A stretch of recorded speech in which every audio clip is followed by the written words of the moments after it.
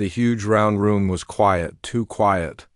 Ambassador Shunwei walked slowly to the center of the floor. Her black suit was perfect. Her face showed no fear. Around her, aliens from 47 different worlds watched. Some had tentacles. Others had scales. A few looked almost human, but with strange colored skin. Shunwei stopped walking. She looked up at the tall seats that went around the room in circles. Each seat held a different alien leader. They had been talking for hours. Now they waited for her answer. The Zephyrian Chancellor moved his tentacles. His voice was deep and wet. Human, we have given you our final offer. Your people must stop moving to new worlds. You must let us change your bodies to make you less violent, or we will cut you off from all other worlds forever. Shunwei smiled, but her eyes stayed cold. The people of Earth have heard your offer. And? The Chancellor's tentacles moved faster now. He was getting angry. We say no. The room filled with sounds, clicking, buzzing, strange alien words. The Altarian leader's feathers stood up. The Catherian representative made a sound like grinding metal. Even the quiet Velonians whispered to each other. You refuse? The Chancellor's voice got louder. Do you understand what this means? Shunwei nodded. Yes, it means you will try to force us. It means you think humans are weak. It means you have not been paying attention. She walked to her small table and picked up a datapad. For 3 years you have given us warnings. First, you said we could not visit certain stars. We visited them anyway. Then you said we could not build colonies past Sector 7. We built 12 new colonies past Sector 7. Then you said we must follow your rules about how fast we could grow our population. We ignored those rules too. The Chancellor's tentacles were moving very fast now. Because you are a young species that does not understand the consequences of defying the Galactic Council. No. Shunwei's voice stayed calm. Because we are humans. She touched her datapad and a hologram appeared. Above her head, it showed a human soldier. The soldier was standing on a planet with purple grass under a red sun. Behind him was a human city with tall buildings and flying cars. This is Colony World 17. You told us not to go there. We went anyway. This was taken yesterday. She touched the pad again. Now the hologram showed a space station. It was huge and covered with weapons. Human ships flew around it like metal birds. This is Defense Station Alpha. You said we could not build military bases in contested space. We built it anyway. This was also taken yesterday. The aliens were getting more upset. Some stood up from their seats. Others made angry sounds. Chun Wade touched the pad one more time. The hologram showed something that made the room go completely quiet. It was a human ship, but not like any ship the aliens had seen before. It was black as space itself and seemed to bend light around it. Strange. Energy flowed over its surface like liquid lightning. This is the Terran Federation warship Consequence. You have never seen anything like it before. Neither has anyone else in this galaxy. We built it in the last 6 months while you were making your threats. The Catherian representative spoke for the first time. His voice sounded like rocks being crushed. Impossible. Our intelligence says humans do not have this technology. Shunwei smiled again. This time it was not cold. It was dangerous. Your intelligence is 3 months old. Humans work very fast when they are motivated. She walked closer to the center of the room. You want to know why we refuse your offer? Because you do not understand what humans are. You think we are like you. You think we will bend when you threaten us. You think we will accept limits because you have bigger ships and older civilizations. The Chancellor's tentacles stopped moving. Are you saying you are better than us? No, I am saying we are different. When you threaten most species, they negotiate, they compromise. They find ways to avoid conflict. This is smart. This is reasonable. This is what civilized beings do. She stopped walking and looked directly at the Chancellor. Humans are not reasonable when someone tries to cage us. The room was so quiet now that the only sound was the soft hum of the air recycling systems. Shunwei let the silence grow before she spoke again. You have made the same mistake that others have made throughout human history. You have mistaken our willingness to talk for weakness. You have mistaken our preference for peace as fear of war. You have confused our desire to get along with an inability to fight." She gestured to the hologram of the strange black ship. "This ship has weapons you cannot imagine. It can go places your ships cannot go. It can do things that will make your military leaders have nightmares, and it is not alone. We have built 50 more just like it." The Altarian leader's feathers were flat against his head now. "You are threatening the Galactic Council?" "No," Chunwei shook her head. "I am warning you, the same way you have been warning us. But here is the difference between human warnings and alien warnings. When you warn someone, you hope they will be smart enough to listen. When humans warn someone, we are telling them what will happen if they are not smart enough to listen." She walked back to her table and began packing her datapad into a small case. "The Terran Federation will continue to expand into any space we choose. We will build colonies wherever we want. We will grow our population as fast as we want. We will develop any technology we want. And we will defend ourselves against anyone who tries to stop us." The Chancellor's voice was getting higher. "The Council will not allow this. We have the largest fleet in the galaxy. We have weapons that can destroy entire star systems." Chunwei closed her case with a soft click. "Yes, you do. And if you use them against human worlds, you will discover what happens when you make humans truly angry. Right now, you have only made us annoyed." She started walking toward the exit. The guards at the door stepped aside. They had seen the hologram of the human ship too. "Where are you going?" The Chancellor called after her. Chunwei stopped at the door and looked back one. "More time. Home, to Earth, to prepare for what comes next." "What comes next?" "You will try to force us to obey your rules. You will send your fleets to our worlds. You will use your weapons against our people. And then you will learn why every species that ever tried to conquer humans has failed." The Chancellor's tentacles were shaking now. "This is madness. You cannot fight the entire galaxy." Chunwei smiled one last time. It was the kind of smile that made predators nervous. "We do not plan to fight the entire galaxy. We plan to fight anyone stupid enough to attack us. The rest of the galaxy can watch and learn." She walked through the door and it closed behind her with a soft hiss. In the room, 47 alien leaders sat in silence. Outside, the human delegation was already boarding their ship. Within hours, they would be gone. Within days, the first alien fleets would begin moving toward human space. Within weeks, those same alien leaders would understand exactly what Chunwei had meant about the difference between warnings and consequences. But for now, they sat in their quiet room and tried to convince themselves that humans were just another young species that would bend when enough pressure was applied.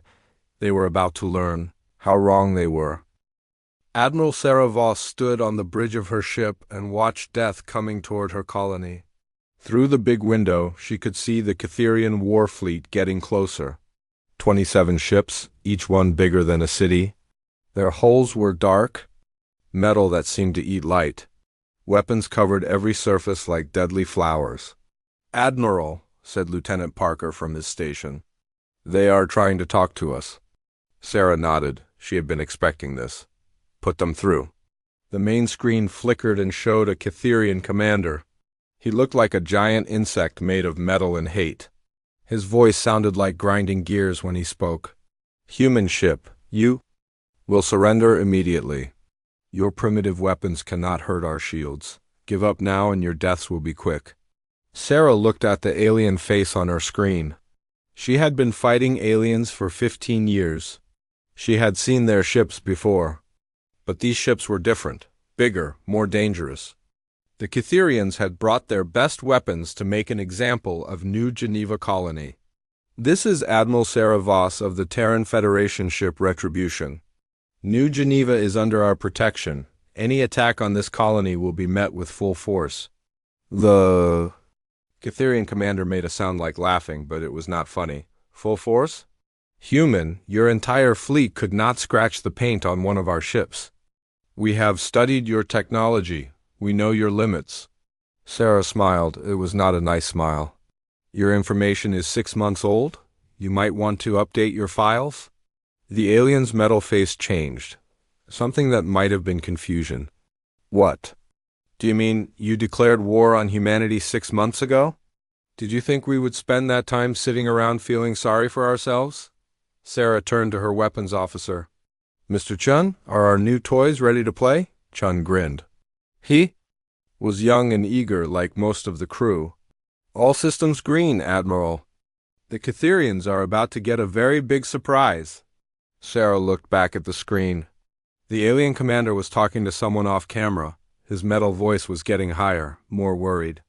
I am giving you one last chance, human. Surrender or we will destroy your colony and everyone on it. Counteroffer, Sarah said. Turn around and leave. Go back to your masters and tell them that humans do not surrender. Tell them that humans do not back down. And tell them that the next fleet they send better be bigger. The alien made that grinding laugh sound again. Bigger? Human. This is the largest fleet the Catherian Empire has ever assembled. There is no bigger. Sarah's smile got wider. Then you better hope you don't lose this one. The transmission ended. On the tactical display, the alien ships were spreading out into attack formation. Sarah could see New Geneva below them. 2 million humans lived on that world. They had farms and schools and families. They had built something beautiful on a planet that used to be empty rock and ice. Admiral, said Parker. The colonists are asking if they should evacuate. Sarah shook her head. Tell them to stay calm. Tell them to watch the sky. Tell them. They are about to see why nobody messes with humans. The first Catherian ship fired. A beam of pure energy lanced out toward the Retribution. It was the kind of weapon that could cut a planet in half. Sarah watched it coming and did not move. The beam hit something 10 kilometers in front of her ship. The space around them lit up like a small sun. When the light faded, the Retribution was still there, not even scratched. What? The Catherian. Commander's voice came over the open channel. Impossible. Sarah keyed her microphone. Did nobody tell you? Humans have been busy. She turned to her weapons officer. Mr. Chun, please show our guests what we have been working on. Chun's fingers danced over his controls. Target locked, Admiral. Firing solution calculated. Fire. What happened next took exactly 3 seconds. The Catherian flagship, a ship the size of a small moon, simply stopped existing. One moment it was there, a massive wall of metal and weapons. The next moment, there was only expanding gas and tiny pieces of debris. The other 26 ships stopped moving. Sarah could imagine the panic on their bridges. Their biggest, strongest ship had just been destroyed by a weapon they could not see or understand. How? The voice came from one of the other Catherian ships. How did you do that? Sarah opened a channel to all the alien ships. The same way we are about to destroy all of you. Humans warned you. You did not listen. These are the consequences. The alien fleet tried to run. Sarah almost felt sorry for them. Almost. Her weapons officer worked with calm efficiency. One by one, the Catherian ships died. Each death was quick and clean. No suffering, no torture. Just the simple fact that they had chosen to threaten humans. And now they had to face what that choice meant. In 14 minutes, it was over. 27 of the most powerful warships in the galaxy had been reduced to cosmic dust. Not one human had been hurt. Sarah opened a channel to New Geneva. Colony Control, this is Admiral Voss. The threat has been neutralized. You can go back to your normal day. The voice that answered was shaky with relief. Admiral, what just happened? Up there, our sensors showed impossible energy readings. Nothing impossible about it. Just humans being humans. Sarah walked to the big window and looked out at the space where the alien fleet had been. Small pieces of metal were still glowing as they burned up in New Geneva's atmosphere. Like shooting stars, but backwards?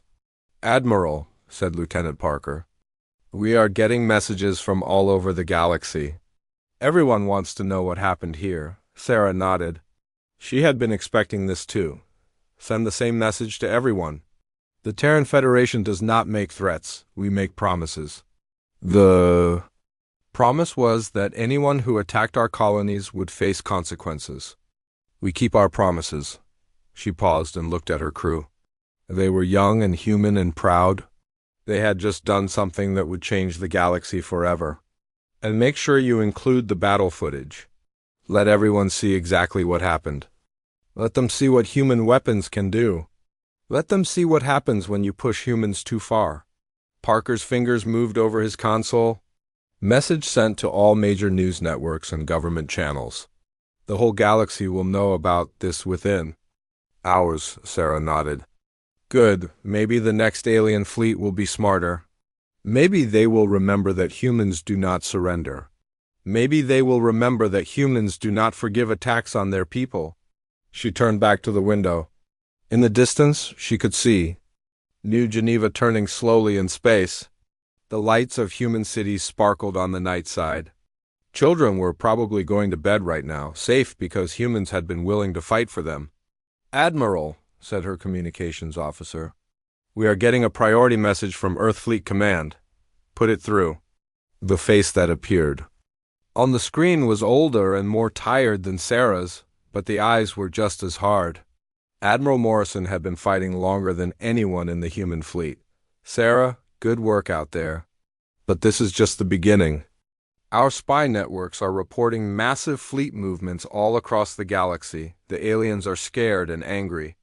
They are going to hit us with everything they have? Sarah nodded. Let them come. We have been preparing for this. Morrison smiled. It was the kind of smile that made enemies nervous. Yes, we have. Operation Consequences now active. All fleet commanders have their orders. The aliens wanted to see what happens when they threaten humanity. We are going to show them. The transmission ended. Sarah looked around her bridge one. More time. Her crew was ready. Her ship was ready. Humanity was ready. The galaxy was about to learn that humans did not just fight wars. They won them. The video played on every screen in the galaxy. 27 Catherian warships turning into space dust in 14 minutes. The most powerful fleet in known space destroyed by weapons no one had ever seen before. Aliens watched the footage over and over, trying to understand what they had just witnessed. Dr. Elena Vasquez sat in her laboratory deep under the mountains of Earth. Around her, hundreds of human scientists worked on projects that would have been called impossible. Just one year ago, the walls hummed with energy from machines that bent the laws of physics like soft metal. Doctor, called her assistant from across the room, we are getting reports from our spy satellites.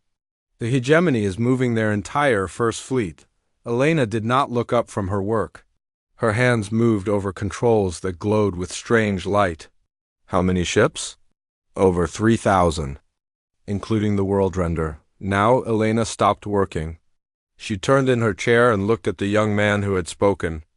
The world render, are you sure? Yes, ma'am. Our sources confirmed it an hour ago. They are calling it the largest military force ever assembled in galactic history, Elena smiled. It was the kind of smile that her enemies had learned to fear. Then it will make an even better example than the Catherian fleet. She stood up and walked to the main display screen. It showed a map of local space with tiny dots moving toward the solar system. Each dot was a warship filled with aliens who thought they could force humanity to surrender. Signal all defense stations, she said. Operation Sunburst is now active. Her assistant looked confused. Ma'am, should we not evacuate the outer colonies? The hegemony fleet has planet-killer weapons. Elena shook her head. The outer colonies are perfectly safe. The hegemony fleet, on the other hand, is about to learn why humans do not evacuate when aliens make threats. 3 days later, the hegemony First Fleet dropped out of hyperspace at the edge of the solar system. Admiral Korath stood on the bridge of his flagship and stared at the tactical display. He had expected to see human ships rushing to defend their home system. Instead, he saw nothing but empty space. Where are they? He asked his tactical officer. Unknown, sir. Our sensors detect no human vessels in the system. Korath's second-in-command stepped forward. Sir, we are receiving a transmission. Put it through. The main screen flickered and showed a simple message floating in space. No human face, no threatening words. Just text that made Korath's blood run cold. You were warned. Welcome to the consequences. What does that mean? Asked the tactical officer. Korath opened his mouth to answer, but never got the chance. The space around his ship suddenly twisted. Gravity began to pull in directions that should not exist. His flagship, a vessel the size of a small city, began to stretch like soft plastic. What is happening? Screamed his navigator through the bridge windows. Korath could see his entire fleet being torn apart by forces beyond understanding. Ships that had survived 1,000 battles were being pulled into shapes that hurt to look at. The laws of physics seemed to have stopped working. Shields up, he ordered. All weapons, find targets and fire. His weapons officer worked frantically at his controls. Sir, I cannot get a lock on anything. There are no enemy ships. That was when Korath realized the truth. The humans were not fighting them with ships. They were fighting them with space itself. Somehow, impossibly, they had turned the solar system into a weapon. A beam of light brighter than a star lanced out from somewhere near Earth. It hit the World Render, the hegemony's most powerful warship. The ship that could destroy entire planets simply vanished. Not exploded, not destroyed. Vanished, as if it had never existed at all. Impossible, whispered Korath. No species has this technology. His communications officer turned from her station. Her face was white with fear. Sir, we are getting emergency signals from all ships. They report impossible energy readings from the star itself. Korath looked at the tactical display. The sun was burning brighter than it should, much brighter. And the energy was not random. It was focused, controlled. The humans had somehow turned their own star into a weapon. Another beam of stellar fire reached out and touched a squadron of heavy cruisers. They ceased to exist in an instant. No debris, no wreckage. Just empty space where 8 warships had been moments before. Retreat, Korath ordered. All ships, retreat immediately. But it was too late. The space around them was no longer normal. Space. His ships moved like they were swimming through thick liquid. Their hyperspace drives would not work. They were trapped in a system that had become a death trap. In 2 hours, it was over. 3,000 of the galaxy's most advanced warships had been destroyed without firing a single effective shot. The Hegemony First Fleet, the largest military force in history, had been reduced to nothing. Korath found himself alone on the bridge of his flagship. His crew was dead. His ship was dying. Life support was failing. Through the static on his communication system, he could hear the last transmissions from his fleet. Screams, pleas for help. Silence. A new voice came through the static. Human, female, calm. Admiral Korath, this is Dr. Elena Vasquez of the Terran Federation. Can you hear me? Korath tried to speak but only managed a whisper. How? You asked the wrong question, Admiral. The question is not how. The question is why. Why did you think you could threaten humanity and not face consequences? Korath looked out at the wreckage of his fleet. We had the largest military force in the galaxy. Had past tense. You made the same mistake everyone makes. You thought military force was about the size of your fleet. You thought it was about how many ships you could build. But military force is not about ships, Admiral. It is about will. And humans have more will than any species you have ever met. The lights on Korath's bridge were getting dimmer. His ship was dying around him. What have you become? We became what we needed to become. What you forced us to become. For 6 months, you gave us time to prepare while you moved your fleets into position. You thought you were being clever? You thought you were building an unstoppable force.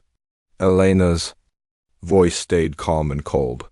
What you were actually doing was giving humanity time to solve problems. We are very good at solving problems, Admiral. Especially when our survival depends on it. Korath's tactical display showed him the truth. The entire solar system had been turned into a fortress. The planets were weapons platforms. The asteroid belt was a minefield. Even the comets had been modified to carry weapons beyond imagination. How long? he whispered. How long did this take? 6 months. The same 6 months you spent gathering your fleet? While you were collecting ships, we were rebuilding reality itself.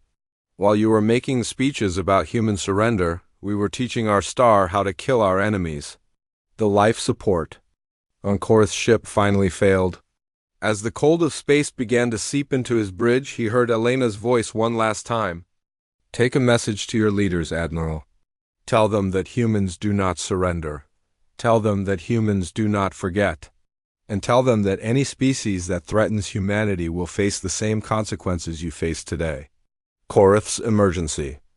Beacon activated automatically as his ship died. It would carry him back to hegemony space in a small escape pod. He would be the only survivor of the greatest military disaster in galactic history. As his pod accelerated away from the solar system, he looked back at the star that humans called Sol. It was still burning brighter than normal. Still ready to kill anyone who came too close. The footage of the fleet's destruction would reach every world in the galaxy within days. 3,000 ships destroyed in 2 hours. Not by human fleets, but by the solar system itself. The galaxy was beginning to understand that humans were not just another species. They were something new, something dangerous, something that could turn physics itself into a weapon, and they were no longer asking for permission to exist. The emergency meeting of the Galactic Council looked nothing like the proud gathering that had threatened humanity 6 months ago. Representatives sat in their chairs like frightened children. Some were shaking. Others stared at empty space with wide eyes. The beautiful chamber felt cold and small. Prime Minister Zelik of the Altarian Republic spoke first. His usually perfect feathers were messy and dull. How is this possible? Our best scientists said humans were a primitive species. They said human technology was centuries behind ours. Chancellor Vorth of the Zephyrian Empire moved his tentacles nervously. The intelligence reports were wrong, all of them. Humans have capabilities we never imagined. They destroyed the hegemony's entire first fleet without using a single ship. 3,000 warships, whispered someone from the back rows. Gone in 2 hours. The main screen in the chamber showed the footage that every being in the galaxy had seen by now. The human solar system turning into a weapon. Gravity itself becoming a tool of war. The star Sol burning brighter as it killed entire squadrons with beams of pure stellar fire. Ambassador Shun Wei appeared on the screen as a hologram. She looked exactly the same as 6 months ago, calm, confident, unafraid. Behind her, through a window, they could see Earth spinning peacefully in space. Honorable representatives, she said, and somehow the word honorable sounded like an insult. I understand you wanted to speak with me. Chancellor Vorth's tentacles twisted together. This is madness. You have committed genocide. Millions died in those fleets. Chun Wei tilted her head slightly. Genocide? No, Chancellor. Genocide is what you planned to do to humanity. What we did was defend ourselves against an invasion force. An invasion force? Prime Minister Zelik's voice cracked. We were enforcing the will of the Galactic Council. You were attacking human colonies with weapons designed to kill entire planets. You brought 3,000 warships to our home system. What did you think would happen? The Cytherian representative, Commander Thane, leaned forward in his mechanical body. Half his face was new metal, rebuilt after he had survived the destruction at New Geneva. You were supposed to surrender. Every species surrenders when faced with overwhelming force. Chun Wei smiled. Every species except humans. She gestured to something off-screen and the hologram changed. Now it showed human colonies spread across dozens of star systems. Ships moved between them like schools of fish. Space stations orbited planets where millions of humans lived and worked. While you were building fleets, we were building worlds. While you were making threats, we were making friends. While you were planning our destruction, we were planning our future. Chancellor Vorth's voice got higher. Friends? What friends? No species would dare ally with you now. The hologram changed again. This time it showed alien faces. But these aliens were not angry or afraid. They were smiling. Working alongside humans, building things together. The Valonian Trade Federation has signed a mutual defense pact with humanity. The Castari Republic has opened all their borders to human ships. The Indie Collective has asked us to help them build new colonies. Should I continue? The chamber erupted in angry voices. Representatives shouted over each other. Some accused others of betrayal. Some demanded military action. Some just sat in silence, staring at the proof that their old order was falling apart. Chunwei waited for the noise to die down. When it did, her voice cut through the silence like a knife. You are upset because the galaxy is changing. Because species that you controlled for centuries are choosing to work with humans instead of serving you. Because your threats no longer frighten anyone.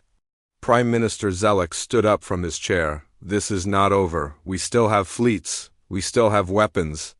Yes, you do. And if you use them against human worlds, you will discover what happens when you make humans truly angry. What you have seen so far is just us being annoyed. Commander Thane's mechanical voice was barely a whisper. What do you mean? Chunwei's smile became something that made predators nervous. The fleets you destroyed were threatening our colonies. So we destroyed them. But if you attack our homeworlds, if you try to hurt our families, if you target our children— She paused and let the silence grow. When she spoke again, her voice was soft, but every word hit like a hammer. Then you will learn the difference between human defense and human vengeance. The hologram shifted to show the human star system again, but now they could see things they had missed before. Structures around the planets that bent space and time. Machines in the asteroid belt that seemed to exist in multiple dimensions at once. And the star itself, Sol, burning with energies that should not exist? This is what humans built in 6 months when you threatened our expansion rights. Imagine what we will build if you threaten our families. Chancellor Vorth's tentacles were moving very fast now. You cannot fight the entire galaxy. We do not want to fight the entire galaxy. We want to be left alone to live our lives and explore the universe. But if the galaxy insists on fighting us, then the galaxy will lose. She gestured again, and the hologram showed something new. Human ships, but not like any ships the aliens had seen before. They seemed to phase in and out of reality. Their hulls were covered with symbols that hurt to look at directly. These are our exploration vessels. Each one can travel faster than your best military ships. Each one is protected by weapons that make our defense systems look like toys. We have already sent them to 1,000 new star systems. The implications hit the alien leaders like physical blows. If humans could travel faster than anyone else, if they could defend themselves against any attack, if they could build weapons that turned stars into guns, then there was nothing anyone could do to stop them. What do you want? Prime Minister Zelak's voice was barely a whisper. We want what we have always wanted, to be left alone, to explore the galaxy, to build new worlds and discover new things, to live as humans choose to live. Chunwei walked closer to the camera. Her eyes seemed to look directly at each alien leader, but we also want something new. We want the galaxy to remember this moment. We want every species to understand that humans do not make empty threats. We want everyone to know that if you try to cage us, if you try to control us, if you try to make us into something we are not, then you will face consequences that will echo across the stars for 1,000 years. The hologram began to fade, but Hyunwei's voice remained strong and clear. The old order is ending. The time when a few powerful species could dictate terms to everyone else is over. In its place, something new is being born. Something where every species has the right to choose their own path. Where cooperation matters more than conquest. Where threats are answered with strength. The image disappeared completely, but her final words hung in the air like smoke. You gave us warnings. We walked past them. Now everyone lives with the consequences. The question is whether those consequences will be the best thing that ever happened to this galaxy or the last thing. Some of you ever see. The chamber was silent for a long time after the transmission ended. Outside the windows, alien ships moved through space, but they seemed smaller now, less important. The universe had changed around them, and they were still trying to understand. How dot finally, Chancellor Vorth spoke. His voice was old and tired. What have we done? Commander Thane answered with his mechanical voice. We taught humans that they could not trust us. We taught them that the only safety comes from being stronger than everyone who threatens you. We created the very thing we feared most. What do we do now? Prime Minister Zelek looked around the chamber at faces full of fear and confusion. We learn to live in a galaxy where humans exist. We learn to negotiate instead of threatening. We learn that some species cannot be controlled. He paused and looked at the empty space where Shunwei's hologram had been, and we pray that they remember how to forgive. Captain Marcus Torres stood at the window of his ship and watched history being made. Below him, the largest colony ship ever built was getting ready for its first journey. But this ship was different from all the others. This ship carried humans, Velonians, Kastari, and 12 other species working together as one crew. Still hard to believe how fast everything changed, said Commander Thrix. She was a Velonian whose people had been among the first to join with humanity when they realized. The old galactic order was broken. Her blue skin sparkled in the light from the nearby star. Torres nodded and smiled. A year ago, the galaxy wanted to cage us or destroy us. Now half the species in known space want to be our partners. Through the communication system, they could hear the voices of the mixed crew preparing for departure. Human engineers worked with Kastari technicians. Velonian navigators shared star charts with human pilots. Children from 6 different worlds played together in the ship's schools. Captain, called his communications officer, we are getting a message from the Hegemony remnants. Torres raised an eyebrow. The Hegemony had been one of the most powerful empires in the galaxy before their fleet was destroyed at Sol. Now they were just another collection of worlds trying to find their place in the new reality. Put them through. The main screen showed a face that Torres recognized. Admiral Korath, the only survivor of the Hegemony's attack on Earth, who looked older. Now, tired, his uniform was simpler than before, without the decorations of an empire that no longer existed. Captain Torres, Korath said, and his voice was different too, quieter, more humble. I am transmitting a formal request from the Hegemony Council. Torres waited. He could guess what was coming, but he wanted to hear it spoken aloud. The Hegemony formally requests a ceasefire and the opening of peace negotiations with the Terran Federation. Torres kept his face neutral, but inside he felt a mixture of satisfaction and sadness. Satisfaction because this was what humanity had wanted from the beginning. Sadness because it had taken so much destruction to reach this point. Admiral, the Terran Federation has never been at war with the Hegemony. You attacked our colonies. You brought fleets to our home system. You threatened our people. We defended ourselves. If you want peace, all you have to do is stop attacking us. Korath's face showed something that might have been shame. We understand that now. We understand many things that we did not understand before. Such as that military strength is not the same as military power. That having the biggest fleet means nothing if your enemy can turn physics itself into a weapon. That some species cannot be conquered because they refuse to be conquered? Torres walked closer to the screen. And what else did you learn, Admiral? Korath was quiet for a long moment.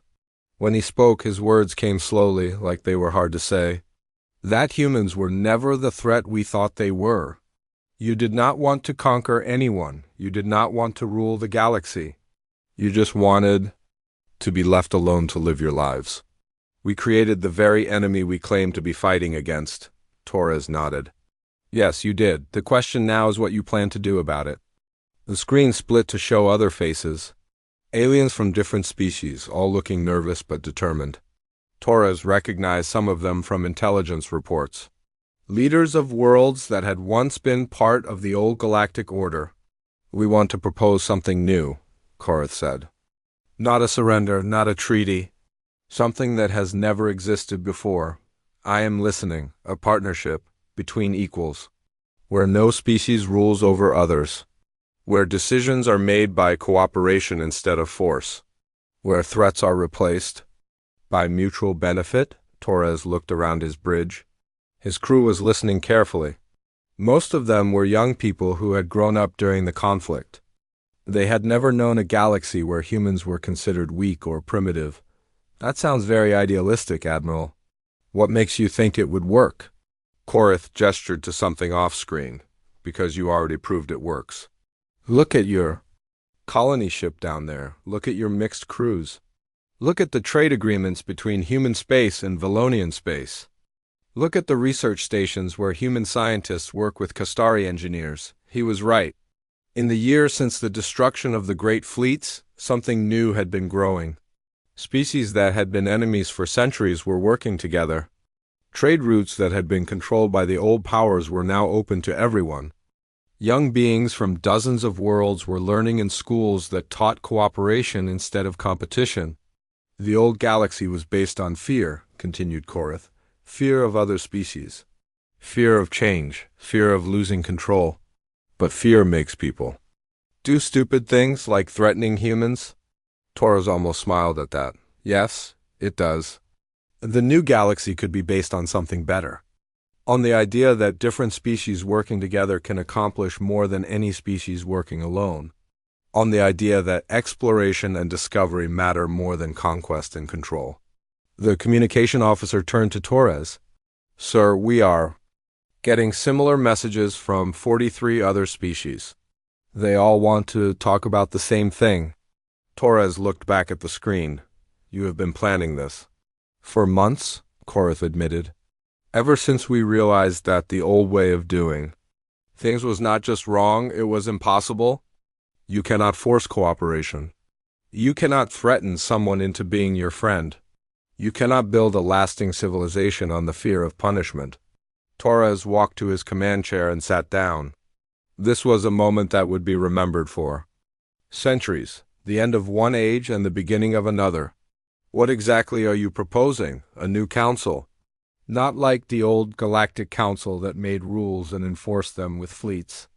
A council where every species has an equal voice, where decisions are made by agreement, not by force, where the goal is to help everyone grow and explore, not to control who goes where. Torres looked around his bridge again. His crew was waiting for his answer, but this was bigger than any one captain could decide. I will transmit your proposal to Earth, but I should warn you, humans have long memories. We remember who our friends were when we needed friends, and we remember who tried to destroy us when we were weak. Korath nodded. We understand. We hope that humans also remember that people can change, that former enemies can become allies, that the galaxy is big enough for everyone to find their place in it. The transmission ended. Torres sat in his chair for a long moment thinking about the strange turns that history takes. A year ago, he had been preparing for a war that might have destroyed human civilization. Now he was discussing the birth of something that had never existed before. Captain, said Commander Thrix, what do you think will happen? Torres looked out at the colony ship again. In a few hours, it would leave for a star system that no one had ever explored before. Humans and aliens working together to build something new on a world that was waiting for them. I think, he said slowly, that humans are about to teach the galaxy one more lesson. What lesson is that? Torres smiled. That the best way to win a war is to turn your enemies into friends. That the strongest civilizations are built on cooperation, not conquest. That when you give people a choice between fear and hope, most of them will choose hope? He stood up and walked back to the window. The colony ship was beginning to move now, its engines creating a light that was almost as bright as a star. The galaxy tried to cage us, they tried to control us. They tried to make us surrender our dreams. Instead, they taught us that we were stronger than we ever imagined. And now we are going to use that strength to build something better than anyone ever dreamed possible. The ship accelerated toward the stars, carrying its mixed crew toward a future that no one could predict. Behind it, the new galaxy was taking shape. A galaxy where warnings had been replaced by invitations. Where consequences meant new possibilities. Instead of destruction, where humans had walked past every barrier and built something beautiful on the other side.